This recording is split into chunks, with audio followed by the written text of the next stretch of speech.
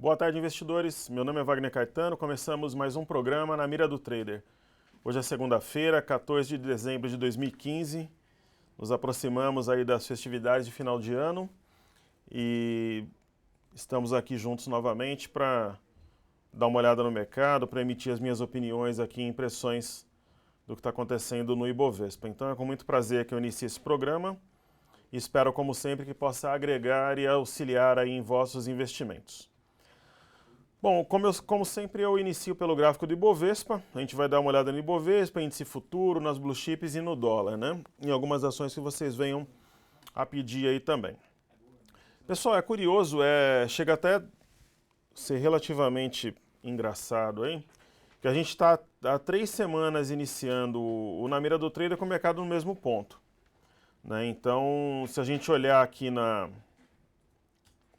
segunda-feira de semana passada, dia 7, ele estava na região de 45 mil pontos, hoje ele está na região de 45 mil pontos. E quando a gente veio aqui no dia 30, ele estava exatamente nos 45 mil pontos.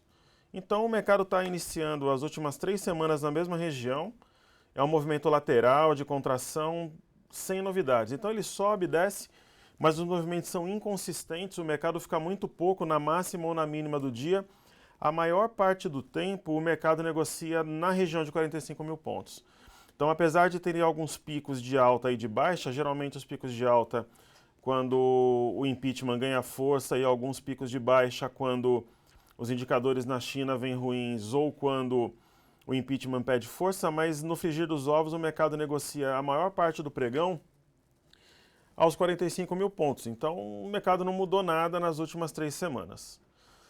Qual que é a nossa expectativa? A mesma da semana passada e da anterior, que o mercado estaria fazendo um movimento de acumulação para romper essa linha de tendência de baixa aqui e subir. Hoje eu acho que o mercado tem 70% de chance de subir e uns 30% de cair.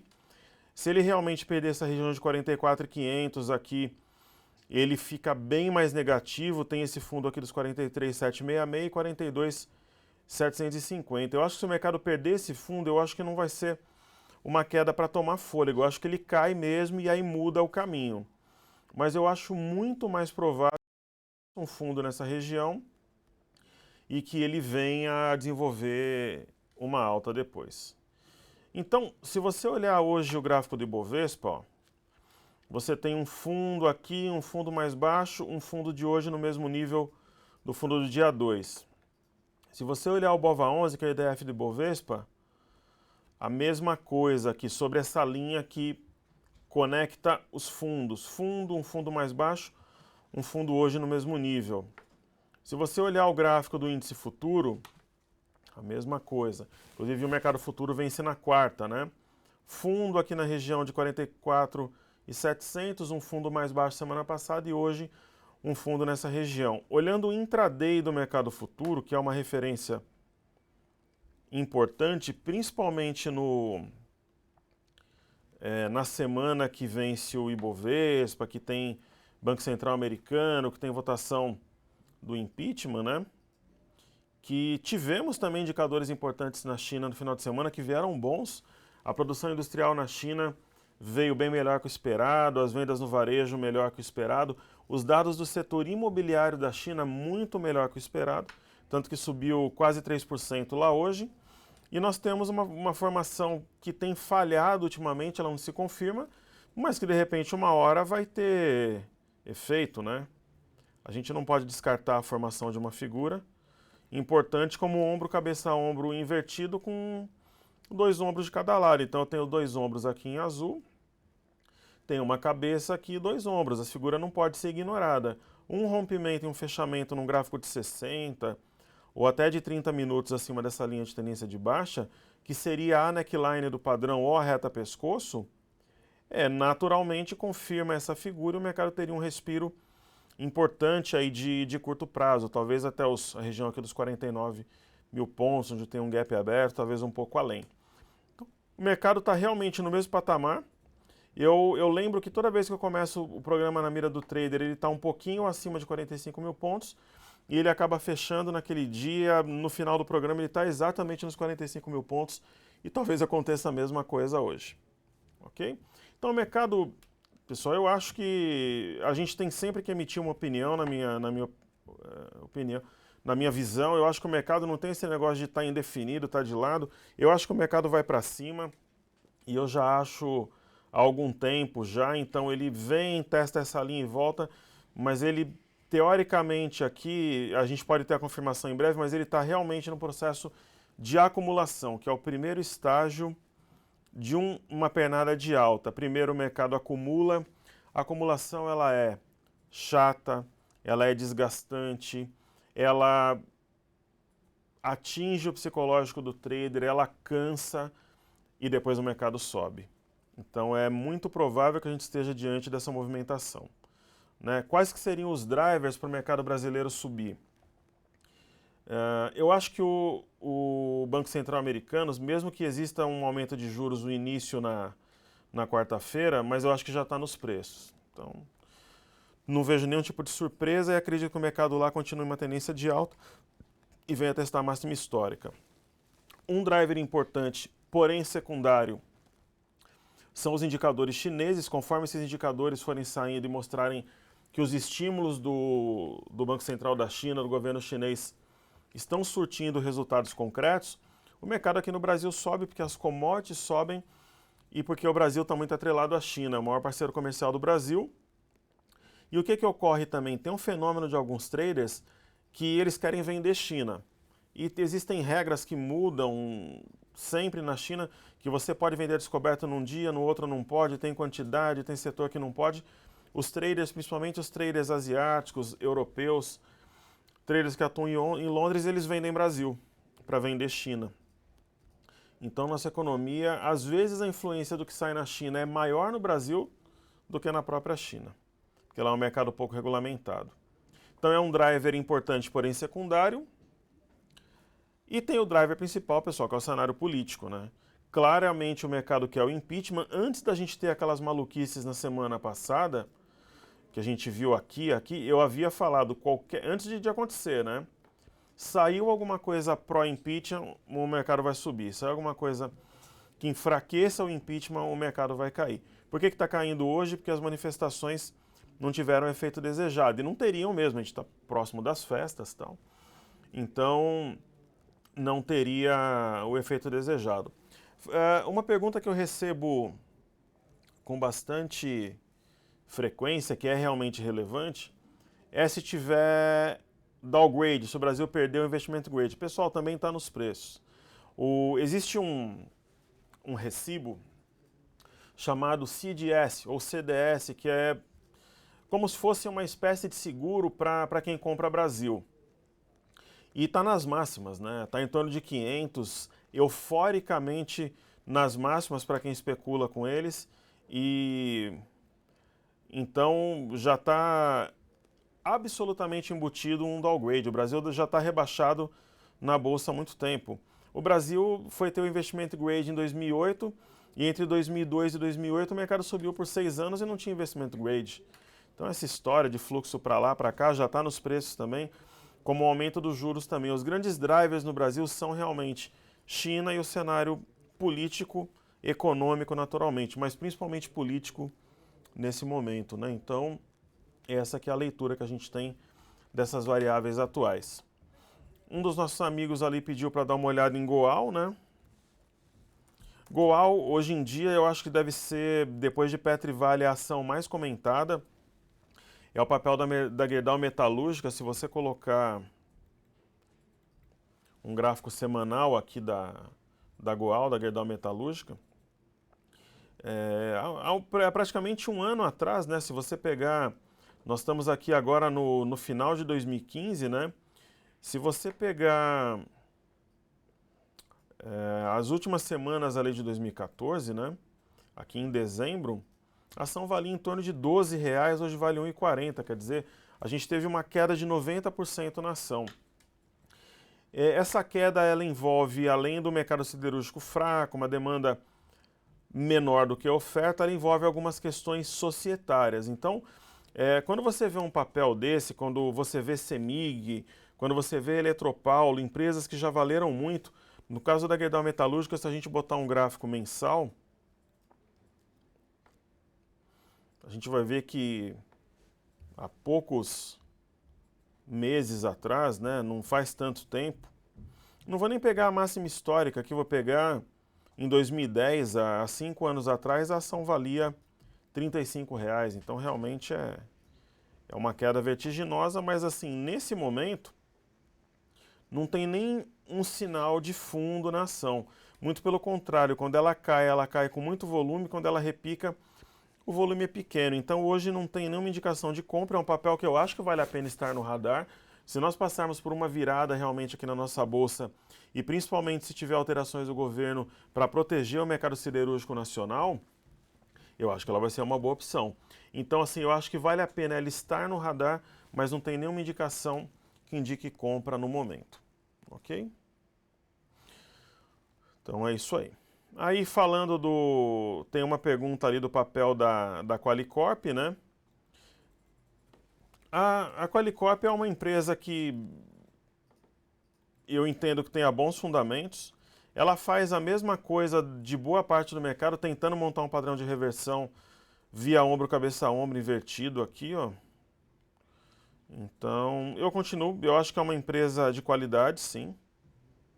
Continuo com uma visão positiva, mas sempre uma visão para médio prazo, né? Não visão para trade, mas continuo sim com uma visão positiva para ela. Eu vou marcar aqui os ombros. É uma figura que está tentando se formar já há algumas semanas em vários ativos, mas aí o mercado ele tem algum driver negativo que entra e essas figuras não se desenvolvem. Então eu acho que sim, está numa região boa de suporte aqui, bateu nos 14,43, 14,50, segurou. Então continuo sim com uma visão bacana para ela, né? Acho uma boa opção, sim. O gráfico da CEMIG, a ação caiu por causa de regulamentação, a mão pesada do governo foi um dos casos. Ela perdeu algumas concessões importantes também. A crise hídrica influenciou também, né? Então, foram diversos fatores que influenciaram na CEMIG. Aconteceu algo parecido em Eletropaulo, LPL4, né? Fenômeno muito parecido. Só que você tem ações aí do setor, como TR, PL4, que elas estão numa situação diferente, é uma ação que está em alta, né? Você pega uma ação como Equatorial, é uma ação também que desenvolve um movimento diferente. Então, quer dizer, típico movimento de uma empresa de energia equatorial. Movimento travado, tal, mas ascendente. Então, CEMIG e Eletropaulo realmente não tem nenhuma indicação de... Vira e mexe, essas agências de rating fazem downgrade, rebaixam essas empresas, então não... É bem complicado assim de você avaliar de forma positiva. Eu acho que CEMIG e Eletropaulo tem força para cair mais, mas eu acho que o momento para uma venda descoberta passou, pessoal. Porque numa empresa dessa aqui, você pode vender a descoberta depois de uma queda tão forte e acontecer um corner dos vendidos por não ter o papel mais para alugar, já estão com aluguel caro, e você de repente subir 10, 15% num dia aí, ou até mais, e você tomar um baita de um prejuízo. Então o momento de vender já passou, né? Mas de comprar ainda não teve indicação. Ok? Então são ações aí que realmente o setor em si fraco, mas com algumas exceções que se mantiveram em alta, mas a Eletropaulo e a CEMIG, que são as mais, entre aspas, famosas, mais procuradas, uma queda muito forte, né? Pessoal, eu gosto de olhar sempre Petrivale também, que quase todo mundo pede, depois o pessoal que assiste. A Petrobras, papel fraco, né? Como eu comentei, eu não vejo nada interessante nela. Ela pode ser beneficiada por um rally de impeachment, mas eu acho, por exemplo, que o Banco do Brasil é melhor. Eu continuo achando que Petrivale para o médio e longo prazo é alta, mas tem coisa melhor. Então, eu quero me expor a uma possível situação do governo perder força no impeachment. Putz, se eu fosse comprar uma ação ligada ao governo, eu prefiro, por exemplo, Banco do Brasil do que Petrobras, né? É uma opinião minha, assim, pessoal. Se eu dar uma olhada na Vale, por exemplo, que hoje o minério de ferro montou uma um pequeno padrão de reação lá fora, talvez um repique de curto prazo, alguma coisa do tipo. É momento de entrar em vale? Putz, se você não entrar em vale a 9 e pouco, você vai entrar a quanto, né? A 20, a 30, como muita gente entrou. Então, é interessante de repente entrar em vale, porque você tem um fundo aqui nos 9,08, quer dizer, você tem um fundo claro aqui se for perdido para você cair fora da operação, e você tem um espaço amplo para subir. Mas é uma ação, por exemplo, que eu gosto? Não. Mas, de repente, para quem quer fazer médio e tal, de repente é interessante nessa região aqui, nesse ponto. Né? Então, pode ser interessante para comprar. Mas eu prefiro, por exemplo, uma exposição a Gerdau. Se começar a reagir lá na China, eu acho melhor. Se comprar uma Gerdau aqui nos 4,80, ela não tem esse problema de imagem que tem a Vale aí, por exemplo, e ela vai subir tanto quanto ou mais. Então eu prefiro uma exposição a Gerdau do que a Vale, por exemplo. Ok? Um amigo nosso falando de Cielo e BB Seguridade. Eu acho que as duas são fantásticas, né? Tenho na minha carteira. BB Seguridade, eu acho interessantíssimo aqui. Você vê que ela mantém ela não devolve toda a alta dos dias de euforia, ela mantém uma boa parte. Cielo, a mesma coisa, né? Cielo está formando uma figura grande aqui, que é uma cunha. A partir do momento que essa cunha for rompida, tiver um fechamento acima dessa linha de cima, ela vai desenvolver uma alta muito forte. E se você olhar o gráfico semanal, eu estava analisando para um aluno meu hoje, para uma pessoa do meu grupo, a Cielo ela fez um movimento aqui muito parecido, né, aqui no final de 2014 e depois esticou. Então ela está fazendo um descanso, provavelmente para esticar posteriormente, né? Então é uma ação que eu gosto bastante, está na minha carteira. Ambas, a Cielo e a BB Seguridade. A BIF3 esteve na minha carteira boa parte do ano, mas eu já vendi faz tempo. E é um papel que tende a continuar em baixa, né? Ela aparentemente está fazendo um respiro até a minha média móvel de 21 para continuar em queda, perder esse fundo aqui e vir para baixo. Então a compra nela já passou faz tempo. Ok? Falando do índice futuro, vale a pena a gente aproveitar o tempo para uma explicação de uma manobra extremamente simples, mas que gera muita curiosidade e controvérsia entre os traders aí no mercado. O índice futuro, diferente das opções que vencem toda terceira, segunda-feira útil do mês, ou do dólar que vence também mensalmente no último dia útil, os contratos futuros de índice, eles vencem nos meses pares na quarta-feira mais próxima do dia 15. Então, na quarta-feira agora, dia 16, a gente tem o vencimento desse mini contrato aqui, que é o WN Z de zebra 15, ou como o pessoal gosta de chamar, o INZ15. Então esse contrato ele se extingue. Nos últimos vencimentos, a migração da liquidez do contrato que está vencendo para o seguinte, que é o G de gato 16, está acontecendo na primeira meia hora. Então na hora que dá 9h20, 9h30, você percebe um número de negócios maior no contrato que está entrando do que naquele que está caindo, que está saindo fora. Se, por exemplo, eu colocar o gráfico eu colocar um livro de ofertas aqui, ó, do ING16, já tem negócio? Putz, tem. Tem negócio.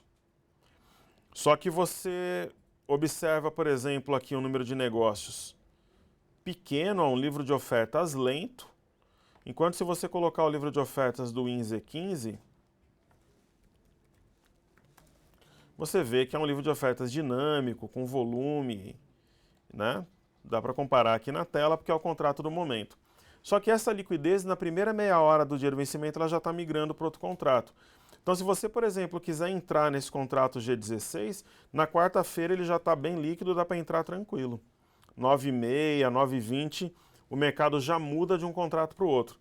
Quem está líquido não está posicionado, geralmente ou compra ou vende o G16 de acordo com a sua expectativa. Agora, se você está posicionado no Z15 e você quer fazer a rolagem para o G16, pessoal, muito simples, você abre duas boletinhas, você encerra a operação no Z15 e abre uma operação com a mesma quantidade de mini contratos no G16. Por exemplo, eu estou comprado em 100 contratos Z15. Eu vendo esses 100 contratos e compro praticamente de forma simultânea, com intervalo ali de alguns segundos, a mesma quantidade do G16 e continuo comprado na operação. Se estiver vendido, faz uma manobra contrária. E sempre é mercado, né? Você vê aqui as ordens de compra e de venda e vai no comprador ou no vendedor para não ficar com a ordem lá parada e fazer uma rolagem morosa e lenta e tal. Ok? Então a liquidez na primeira meia hora, quem for rolar já é bom fazer a rolagem logo no início da manhã, na primeira meia hora. O pessoal pediu Itaúsa, né, que é uma ação que eu tenho na carteira também, então, assim como o Ibovespa, ela está de lado nas últimas semanas, só que ela tem uma inclinação um pouco mais para alta, né? Você vê que os fundos aqui são ascendentes, ela respeita essa linha e está tentando romper a linha de cima para ver se desenvolve uma alta bacana. Então, ela está no movimento um pouco mais ascendente que o Ibovespa, mas não um movimento direcional. Então, eu continuo com ela na carteira aí, sem alterações. Estou com preço médio um pouco abaixo dos valores atuais e com expectativa boa para ela, né? Então, tem Itaúsa, tem a BB Seguridade, tem a Croton, né? Que eu acredito muito também. Hoje ela está testando esse suporte na região de 10 e 13 aqui. Acho que vai dar uma puxada muito boa para ano que vem. Estou apostando bastante na Croton.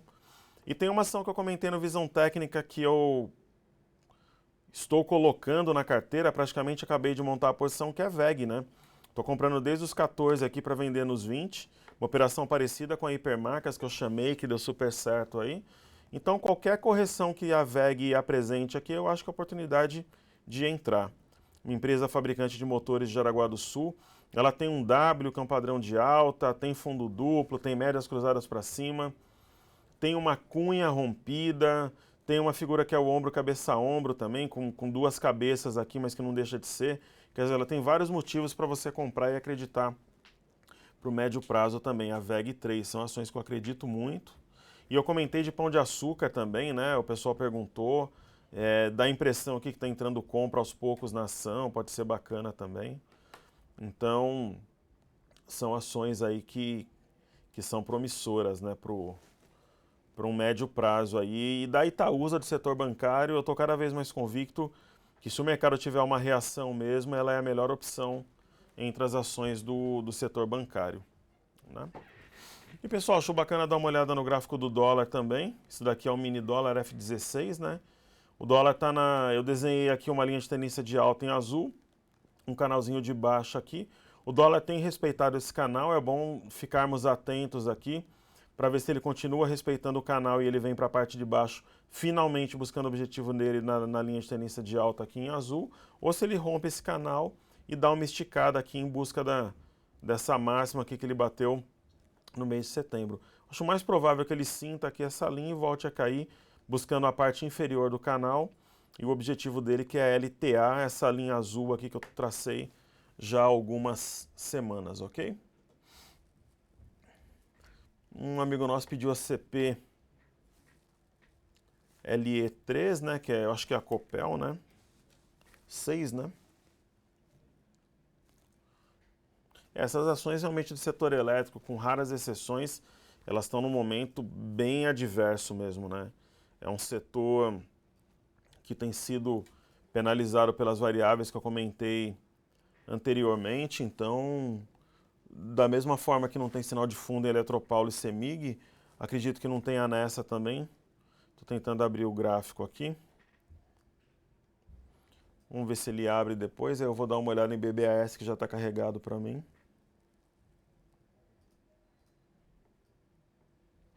Ok. BBAS, né? BBAS eu acho a melhor exposição para quem acredita num cenário de virada aí. Eu acho que tá. Acho que não está carregando aqui. Vamos ver se carrega. Carregou aqui Banco do Brasil, pessoal. Então ela tem uma resistência clara aqui nos 18,70,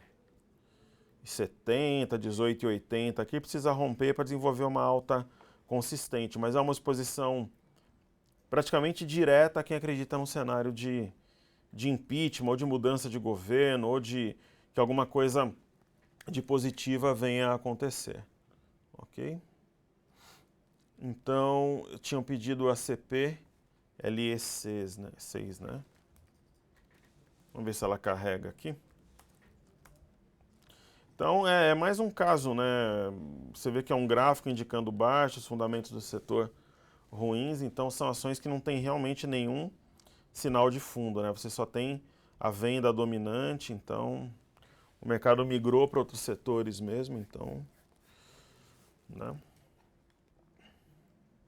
Em relação ao Ibovespa, que o pessoal está comentando, tal, do que me faria acreditar numa alta, eu acho que as variáveis negativas já estão embutidas. Eu vejo o cenário muito parecido com 2002, só que não tem confirmação. Eu acho que o caminho mais provável é de alta, porque você já tem um aumento de taxa de juros do Fed embutido, rebaixamento embutido, tudo de pior. Então, qualquer variável positiva que sair pode impulsionar uma demanda reprimida por compras, é um motivo. É muito comum os investidores circularem com fluxo entre Brasil e México. O Brasil, hoje o PL da nossa bolsa está em torno de 10 e do México está em torno de 20. Eu acho que é um fator também. Então, eu particularmente acredito que meio que tudo de ruim está embutido, essa comparação com a Bolsa Mexicana. Eu acho que é um momento de virada. Então, eu acho que os múltiplos dos ativos estão bem atraentes. Hoje a metodologia mudou do Ibovespa e se Petro e Vale tivesse peso de 1/3, como tinha antigamente, a gente estaria nos 37, 38 mil pontos, já que o pessoal fala que é objetivo, mas é outra realidade. Então, o pessoal está comentando sobre a minha visão. Com certeza, pessoal, eu comecei o programa nesse fundo aqui nos 42 mil pontos. A gente trabalhou na compra, nessa pernada nós trabalhamos na venda para proteger a carteira. Depois a gente trabalhou na compra de novo, porque teve aqui um arame de fundo. E depois o mercado desenvolveu um movimento lateral, né, que ele tem mantido agora. Então, a gente trabalhou bem aqui nos meses de outubro e novembro. Agora, do final de novembro para dezembro, principalmente depois que deu aquela queda, o mercado está totalmente lateral, dificulta qualquer tipo de análise mesmo. Então, a gente trabalhou mais em alguns ativos específicos, como as operações que eu comentei em hipermarcas, por exemplo, que deu certo. A gente realizou lucro de Fibra, Suzano e Bife, perto das máximas. Depois a gente vendeu Embraer, que eram exposições indiretas ao dólar, e agora começamos compra de ações para 2016, né? Então, quais são as ações? Uma delas é a BB Seguridade, que eu acredito muito para o ano que vem. Né? Itaúsa, também acredito muito, está na minha carteira. Croton, eu comentei também da VEG, né? A Sabesp, ela ainda está parcialmente na minha carteira. Nessa puxada aqui, eu vendi uma parte, agora não sei se ela forma um fundo, se subir mais um pouco, acho que eu vou realizar de novo. Eu preferia a Sabesp do que uma exposição, por exemplo, a ações do setor elétrico. Então, Sabesp eu realizei parcialmente o lucro. A Hipermarcas também eu realizei parcialmente o lucro. Sabesp talvez esteja aqui bem em cima aqui de uma linha de tendência de alta.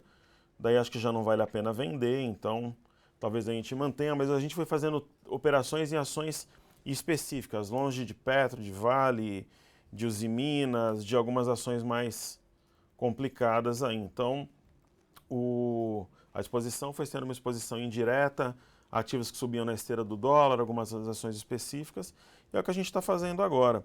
O que eu acho que é importantíssimo, assim, é o trader que hoje em dia, um trader, pessoa física de curto prazo, ele não tem chance nenhuma, pessoal. Com o cenário incerto que está, na minha opinião, um trader, pessoa física, querer fazer day trade, operação de compra aqui, vende ali, soa de forma até ingênua. Ele não vai conseguir sucesso. Né? Não tem tendência, não tem um viés definido. Então, hoje o mercado está bom para quem monta uma posição. Você acredita num cenário de virada ou um cenário de mergulho, você se posiciona short ou long na compra ou na venda e segura a onda. Vai fazendo um preço médio, porque o movimento uma hora ele vai acontecer, mas operação de tiro curto e tal, realmente o momento está bem desfavorável para quem trabalha dessa forma. Então a pessoa física que busca ganhar no giro, aí comprando aqui, vendendo amanhã, no final da semana, realmente ela vai ter dificuldade. O momento é de montar uma posição acreditando para algumas semanas ou meses como eu opero, que é a tendência secundária de Dow. Então eu não uso a tendência terciária, que é a tendência de curtíssimo, né? Até 3 semanas, porque eu acho que é uma ilusão, mas também acho que a tendência de longo prazo ela é muito passiva, que seria aí seriam meses ou anos. Eu trabalho com horizonte de 3 semanas a 3 meses, às vezes ali um pouquinho mais, se a operação está fluindo bem, como foi a própria Embraer, que a gente aproveitou o movimento plenamente, Suzano, Fibria. Já a Hipermarcas, por exemplo, se encaixou nesse perfil, a Sabesp também, então, né, eu acho que dependendo do caso, você consegue realizar antes. Mas a ideia, menos de 3 semanas a 3 meses aí eu acho que é ilusão o trader querer entrar e fazer dinheiro, ok? O pessoal está falando do day trade, né? Pessoal, eu particularmente acho que tudo é válido. Eu acho que de repente tem pessoas que ganham no longo prazo, tem pessoas que ganham no médio prazo e tem pessoas que ganham no day trade. Mas eu acho que quando você trabalha no longo prazo, você corre o risco, por exemplo, de comprar uma Petrobras, que era teoricamente uma boa empresa, 25 e ver ela 7. Eu acho que você corre o risco de comprar uma Vale, ó, que teoricamente eram boas empresas, de comprar uma Vale de repente a R$ 30 há menos de 2 anos atrás e ver a 9,86. Você corre o risco de comprar uma Semig a R$ 16 em maio desse ano e ver ela a 5. Então eu acho que o longo prazo não é bacana. E a mesma coisa do day trade, eu acho que o tempo joga contra, a variável tempo está contra o investidor no caso do day trade, então ele tem as suas chances minimizadas, eu acho que não é o caminho. E acho que quando você trabalha com a tendência secundária, que é a onda da teoria de Dow, você não trabalha nem nas marolas nem na maré, você trabalha na onda. Eu acho que as suas chances aumentam de forma exponencial, ok? Então eu acho que eu particularmente, se alguém ganhar dinheiro com day trade e me provar e prestar algum tipo de assessoria, consultoria, eu tô dentro. É só me provar, me mostrar uns 3 meses de nota de corretagem com ganho consistente, que eu invisto uma parte do meu capital aí, porque eu também quero ganhar rápido e fácil. Para mim seria interessante também colocar uma grana aí e fazer dinheiro rápido, mas eu não acredito. Eu não acredito. Já no caso de operações de posição, no ano passado eu passei um trade aqui de Souza Cruz, subiu 50%. Esse ano, na mira do trader, eu passei Sabesp, passei Hipermarcas, subiram 60%, 70%, a Sabesp 40%. Eu já estou falando agora de VEG, BB Seguridade. São ações que eu acredito no upside muito bom, mas a médio prazo, não para comprar agora e vender daqui a alguns dias. Isso eu não acredito, porque eu particularmente acho que o tempo joga contra e você fica sujeito a variáveis aí de curto prazo. Ok? Pessoal, aluguel de ações direto com a corretora, tem que ver se a corretora tem esse papel para disponibilizar para o aluguel quando você trabalha vendido. Ok? O meu conceito é um conceito de investimento, com certeza. É um conceito de investimento. Eu não acredito que a pessoa física tenha condições de ganhar dinheiro na bolsa fazendo trade. Se alguém me provar o contrário algum dia, eu vou ser todo ouvidos, mas eu sinceramente não acredito que alguém ganhe na bolsa fazendo trade. E não é que eu acredito por aquilo que eu acho, eu não acredito por dados estatísticos que eu pesquiso, por ex-alunos que eu acompanho, com pessoas que eu converso na bolsa. Por outro lado, quem trabalha com visão de médio prazo faz dinheiro. Então é por isso que eu não acredito num conceito e sim no outro. Ok? Então, pessoal, vou dar uma olhada em Raia Drogasil, daí eu preciso encerrar que já deu tempo. RADL3 é uma ação que foi a queridinha da bolsa aí durante muito tempo, só que hoje ela faz um padrão parecido com... Veja só, eu não estou dizendo que ela vai fazer o mesmo movimento de BR Foods, mas ela faz um movimento parecido, ela faz um topo triplo, né? Topo, topo, topo. Então, ela não dá nenhum sinal que ela vai continuar subindo. Então, se você pegar a BR Foods aqui, fez um topo triplo também. Eu acho que o upside dela, mesmo que ela suba, é muito limitado. Eu preferiria outros papéis. Você vê um topo triplo aqui. No caso da RADL, eu acho que o momento bom já passou. Eu acho que tem papéis com um melhor potencial. Né? Então eu não entraria, por exemplo, numa compra de RADL, porque eu acho que tudo de positivo já estava precificado e ela tem esse gap aqui, ó, que pode funcionar como um imã, como os gaps da BR Foods funcionaram e atrair o o papel para esse ponto aqui. Ok? Então, pessoal, eu acho que por hoje é essa a nossa leitura. Semana que vem eu vou estar à disposição para fazer o programa também, no dia 28 também, apesar de serem semanas de festas. E espero que vocês estejam bem preparados e posicionados para essa semana. A gente vai ter o Federal Reserve na quarta, vai ter votações do impeachment, das contas do governo também. E vai ser realmente uma semana volátil e histórica aí para o mercado financeiro. Então, meu grande abraço a todos, fico honrado aí com a presença de vocês. Pessoal, um grande abraço e sucesso. Meu muito obrigado.